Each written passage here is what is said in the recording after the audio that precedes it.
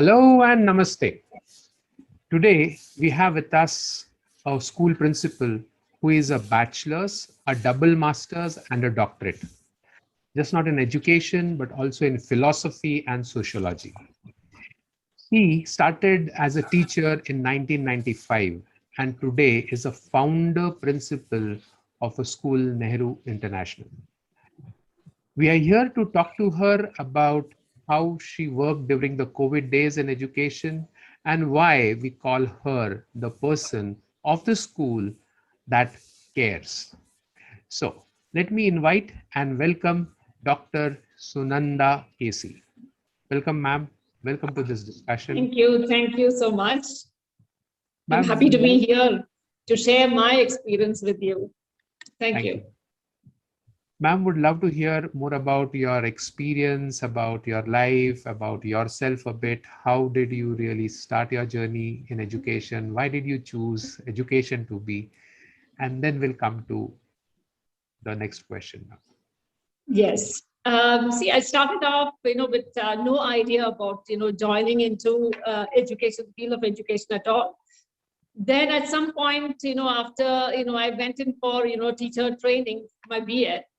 And that's when I actually developed a kind of a strong interest and wanting to, see that the whole world is different over there. So I was definitely into it. And the best part is that I started from a kindergarten teacher onto a middle school teacher, then a senior school teacher. And then I moved on as the head of the department, as a vice principal. So I know every single aspect of the school. So that's how I learned every little bit. And so that just helped me a lot, actually, to, move on with as a principal. It helped me a lot because I just know what works in every category of the school. So that has definitely helped me a lot. And, there was another thing that I use as a pillar for my career throughout. I was using a little bit of this and that, throughout my career. And then later on, I think it was just a few years back, then I got to learn about this 6 C's of education, which has been my kind of a pillar kind of thing that helped me to view education in a different way altogether. And, if I look into my career, I would say that I've, tried to put in the 6 C's into my into running a school, getting things done the way it has to be done. And the 6 C's is, if you want, just to clarify that thing for you, it's put forward by Michael Fullan and Jeff Scott. It's about this communication, collaboration, citizenship, culture, critical thinking, creativity. So all those things are the pillars that I would say which would help to run the school, a child, to bring up a child into a fully fledged individual. Sure. So it covers all the aspects, and that's how I started. And now as a principal, I feel, these are things that help me, and now I can carry on with my journey in the field of education. Sure. And now as a founder principal, how does it feel? How is your role? Now, being a founder principal is a very, very difficult job because, it's starting from scratch, every single thing you need to think of. And it's good because, I'm familiar. I was there as a founder principal in other schools also. So I can understand how much you need to work towards every aspect of the school and to bring the school to make it as unique as we possibly can. So I think it's very challenging, no doubt, but we need to start from scratch, and it's learning every day. Sure. Doesn't it feel sometimes that it becomes more administrative and event management than being in the academics and in the learning teaching role, as normally what academicians learn to do? Being a no, sorry, could you? Yeah, sorry, what was that again? Doesn't it feel more more administrative and more event management kind of a thing rather than teaching learning? When we say being a founder principal, it becomes... Yeah, I know a little bit of that is there, but finally we are already started, and so we need to get your academics as well as your administrative both together. You need to balance both together, and so It's challenging, no doubt, but it's good. No? It's And good that's because you that's learn a lot as you go along. that's an important thing of a leader too, that he changes as well. Yeah. How was your March 2020 taking you down the memory lane when COVID really happened? Yeah, What was the so that was a situation? time, when we, that was very, quite what would be something that we did not expect at all. So at that time, what we did was we immediately went into our online mode. I think we were one of the first schools that actually started off with this online mode. So we actually, it was more like a learning experience for us because we tried, the various platforms to do it. And then we sort of settled in with one, which worked out pretty well. And then, the next step was to monitor how things are going on. So it was a, trial and error. We learned as we went along. There were some teething problems as, everything, when we're doing it for the first time. Sure. There were things that was challenging, no doubt, but we took it one step at a time, made our errors too along the way, but we learned quickly. And I'm glad that we had a good team. We have a good team of teachers who could, adapt. It's more like learning and relearning and, putting it, getting things across at a very, very fast pace. But I'm glad that the teachers all, were quick to adapt, and they could, manage it in a nice way. And now we're sort of comfortable, and it's moving in a much smoother manner now. And this is how we are going forward. Wow. So happy to hear your team was really adaptable. They were ready to learn new things, new technologies. Maybe you got some training done for them.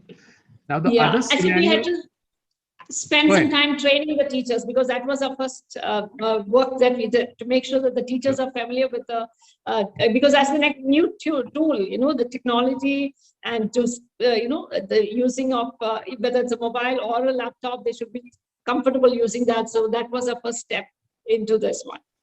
What were the key challenges which you faced there then? Were teachers very eager to do it? Did they have some apprehensions that parents would be sitting on the side, or I don't have internet at home, or I would not have a place to do? Were all these challenges there in your school too? Absolutely. We went through the whole thing. There were times when, there were siblings in the family, and so they didn't have more than, one device to share from. So we had to think, plan our timetable also accordingly. And plus we had our, format where we have Pragyata, where we had to follow a certain rules to conduct the classes. Too much of screen time won't be good. And so we had to think about it a lot. And parents were there, right there next to their child. So there were times when, when the teachers did, some of the teachers did find it a little bit challenging and a bit conscious about what they're doing. So those things were there. And then slowly, I think it moved on from that phase. And now the teachers are comfortable. And, they created a nice little bond with the parents too. So whenever we had a celebration or a festival, we made sure that the parents, the grandparents, everybody was involved. So it was more like, we just got them into the team. So that worked out pretty well. How easy or difficult was it? Was it to motivate the parents to get involved in the training as well, or to adapt to the new way of learning? That was a little tough. At least for the senior children, it was fairly easy because they understood that it was the need of the hour. They have to be in touch with the teacher. They have to get trained and things like that. For the junior children, there was some kind of difficulty there, but slowly, with a little bit of, there were times when parents would say, my child has, I've left him with with his grandparents, and so he's not available. And all kind of things were there because, pandemic, there were times when, families were, split up and things like that.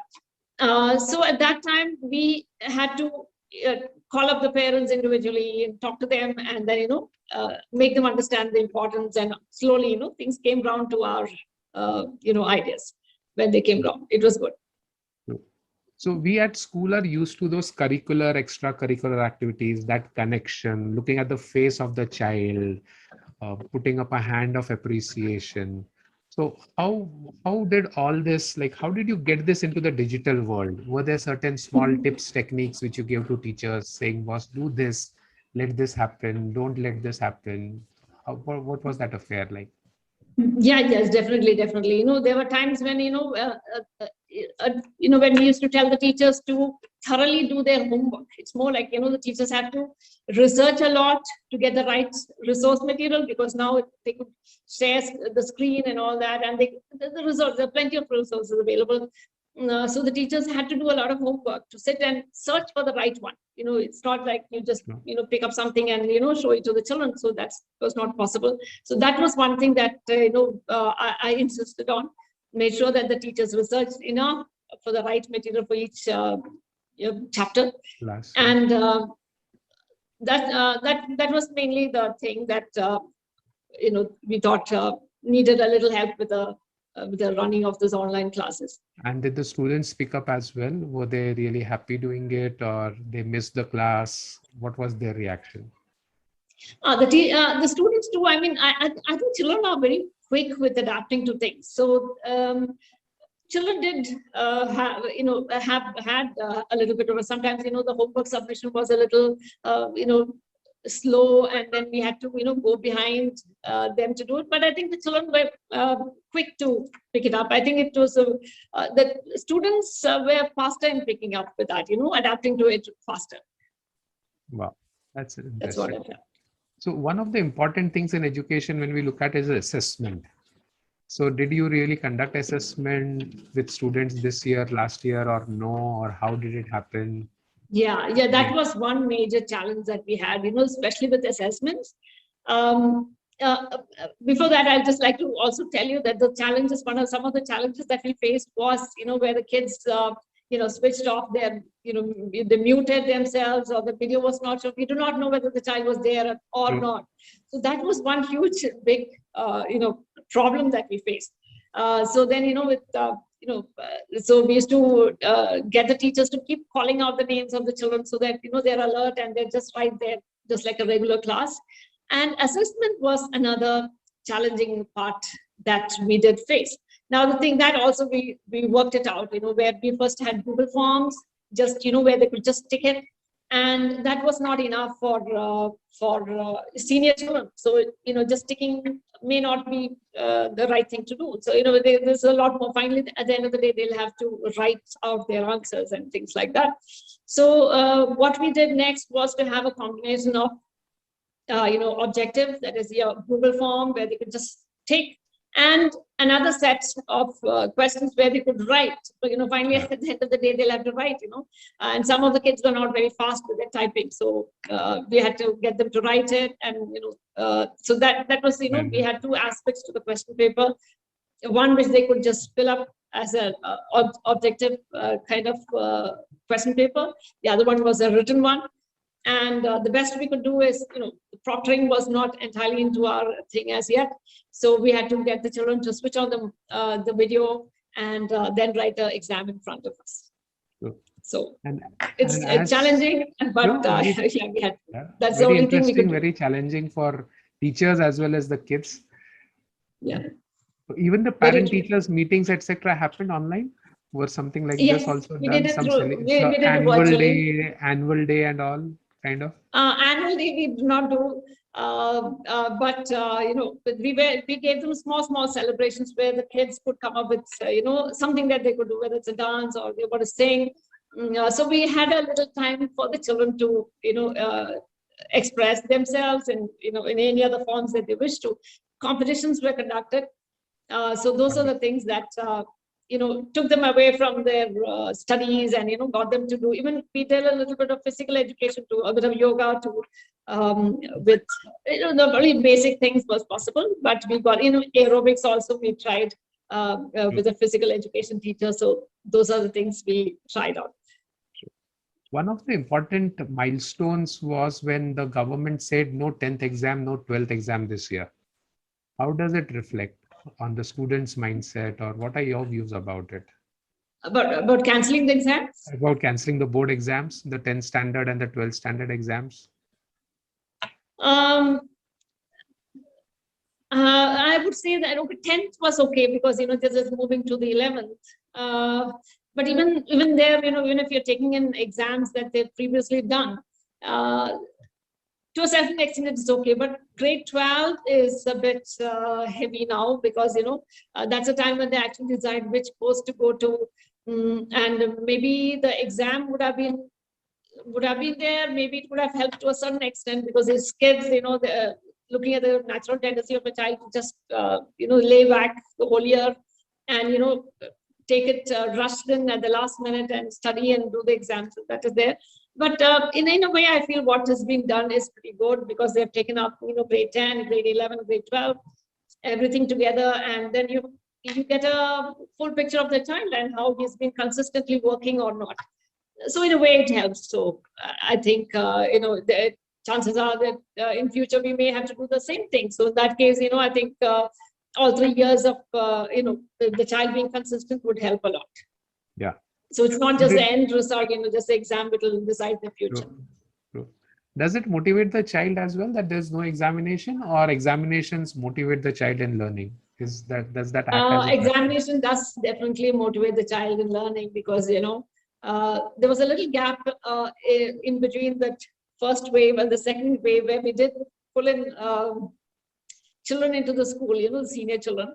But we found out that some of them had not actually gotten into the learning mode as such. It was just, they tend to get a little casual there at home, no direct monitoring as yet as such. So that little lacuna is definitely there. True. So structures help, environment Absolutely. helps learning, and if you're at home, that creates a small. Yes, yes, very much, very much. I think that is so essential. When they come into a particular structure, and it definitely makes them more serious about their studies and what to focus on and all those kind of things. Definitely. Awesome. Now a year has passed and COVID is still on. Lockdown is coming and going. The new academic year has started. Any new practices from COVID which you have picked up, which you'll continue forward? How is the plan now for this year? Yeah, I think we have looked at attendance in a different way now, seeing that whether the child, even in the future, if the schools did open, it'll be more like whether the child is at school or whether the child is at home listening into your lectures. You're teaching your classes. I think you still have to mark him present because he has been there, even remotely. So that is one thing that I thought we might end up doing in the future. But right now, at this point, we still have a lockdown continuing. So so we are more like it's picking up the best things that we had for the whole year, like whether it is the kind of assessment we did, and maybe getting them to do more activities rather than sitting and looking at the screen. So our younger children will have a little class of teaching, and the rest of it will be more like activity where they can go away from their screen and do things with practically. So I think that would definitely go a long way in getting them to learn things better. Awesome.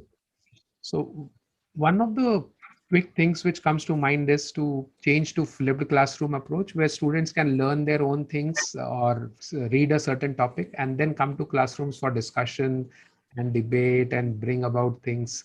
Is that Discussion. also a part of yeah, to a certain extent, I would say to some of the children would do it just as sincerely, and there are children who would take a longer time to do it. Blended learning is one thing that I'm very much passionate about, and I think that we need to bring it across to all schools.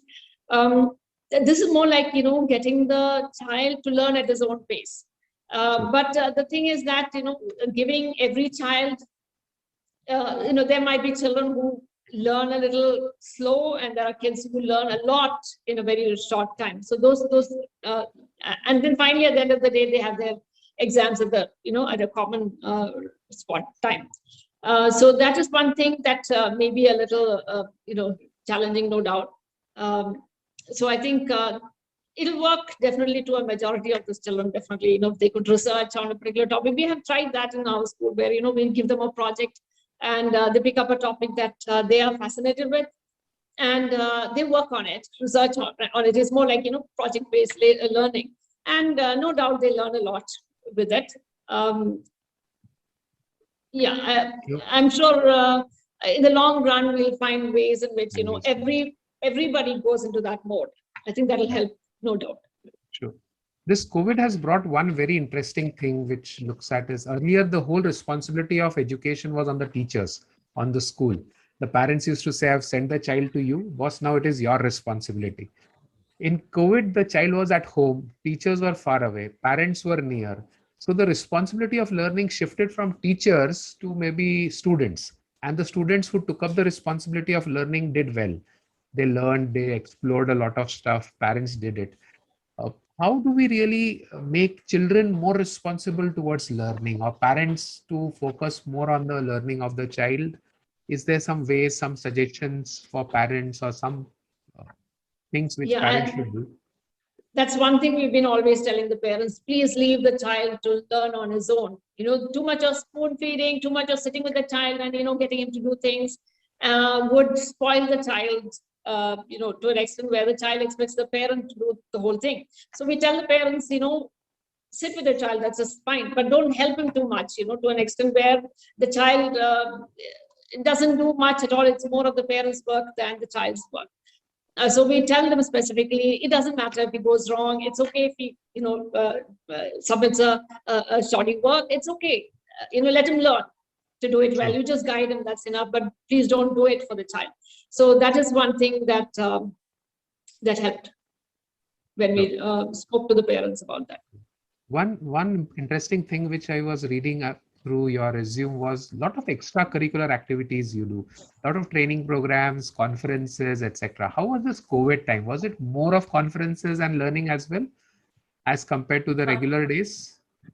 Extracurricular was, I wouldn't say we could focus much on that, because we had our limitations, and if it's done on virtually, maybe you don't get the right amount of it properly done. So that is definitely some area that I'd love to learn from other schools as well, as to how they go about with extracurricular. Sure. And how about, because I think that's one thing they're missing out on, where they can do it in groups, and the social interactions and everything has gone. So that is something that we'll have to think about, how well we can do it. Sure. Later on. How was your learning in COVID? Like conferences, workshops to attend, to find? Did you get opportunities to learn from the world during COVID, sometime more than the regular days, about your learning? Yes. I definitely did a lot of learning, because the best part is, whether it's CBSE or anybody else, there were so many trainings available online, virtually, which otherwise would not have been possible, because we may have to travel, go to that place and get trained. But here I found that this is one thing where we had trainings virtually done, so I could attend so many of those trainings, whether it's so many of them, whether it's Coursera or done by the CBSE. It was definitely helpful, but I would still feel that getting trained in person would go a long way. Very, very true. Yeah, that's definitely one person-to-person training, classroom training definitely makes a lot of difference. Absolutely. Going forward, ma'am, now coming towards the end of this session, what would be your message to parents and educators who would be watching this video, who would love to hear from you about what to do, some guidance to them? Yes, I would say keep learning. Take that one step. Take everything one step at a time. Let's keep our vision, our targets, far off, but please take that one step at a time. It doesn't matter how slow, but keep moving forward, keep learning, keep moving forward. You just need to learn, relearn, and unlearn and then relearn. There are times that throughout my life I've learned something. I had this pandemic had made me completely shut down everything. Unlearn some of the things that I've learned, and I've started relearning some new things. And I think the key aspect of it is to adapt to change quickly and keep learning. There's no way you could stop learning. You just have to keep moving forward. So that's what I would tell all educators and parents. Let's not look back at, maybe to learn a few things you could look back, but then, let us move forward. Let us adapt, let us change, and let us think of moving forward, even if it is one step at a time. Let's do it. Wonderful. So learn, unlearn, relearn, adapt to Yes, change, and keep moving forward.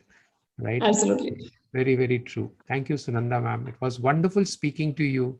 The way you conducted the school during the COVID days, trained your teachers, got them to adapt, get into the shoes of the parents and the students and understand how they would like to learn and change their methods, research and find the best things to be shared with the students, and even change the evaluation way. It need not be just the Google form way because it is easy, but it should be what students want to do. And putting that extra effort to let the student type in or to write in and scan and bring back and then evaluate and give the feedback back to students. All that wonderful effort, even during the challenging days of COVID, because you kept education first, you kept the learning of the student on the forefront. And that's something where we say, ma'am, you definitely were the person who led the school that cares. Thank you, ma'am. It was wonderful Yeah, speaking to just you. one small thing I just wanted to Yes, mention. ma'am. I think other educators too would benefit a lot. We Sure. have something called the circle time every day, 15 minutes every Yes. day in the morning Yes. Yes. for the Yes. children to just simply interact with their teacher. Just like, having an informal little chat with the teacher. The teacher also tends to have a little bonding with the children. Children are staying in different kind of backgrounds and households and all that, so their experience are totally different at home, each one from a different background. So what when we had this little bit of circle time every day for every classes, we found that children could bond with the teacher, and there were times when children would open up to the teacher saying, okay, I have this problem, or even if it is something like they got a new gift or something, they would share it with the teacher. And I think every school should do that, just so that there's a little bit of touch with the teacher, because they'll enjoy having that emotional bond with the teacher, other than people from home. Something they could not share at home, they share with the teacher. And I think that is something that every educator could make use of. Wonderful. Wonderful idea, ma'am. A circle time where the teacher bonds with the student, talks to the student Yeah, about certain things which they normally do not talk in the class. Yeah, where some absolutely. connections Just a build. little informal time. Yeah, just an informal time. And that's something very important though. I work with corporates sometimes and they say that's that one thing which is missing. We used to sit in office, chat, talk a lot, and now that connection is not happening. So that collaboration, which was easy, sometimes now it becomes very kind of official and boring. And that's something even which is true between student and the teacher. Thank you Very for that essential idea, too. ma'am. Very Yeah. essential too. Yeah. Thank you, Sunanda ma'am. It was wonderful speaking to you. We'll connect again sometime with some other topic and some other point of interest. But today you added a lot of value. You told us a lot of things which students and educators and parents could pick up. Making students responsible for learning is another key important thing which you talked about. Thank you, ma'am, for being here.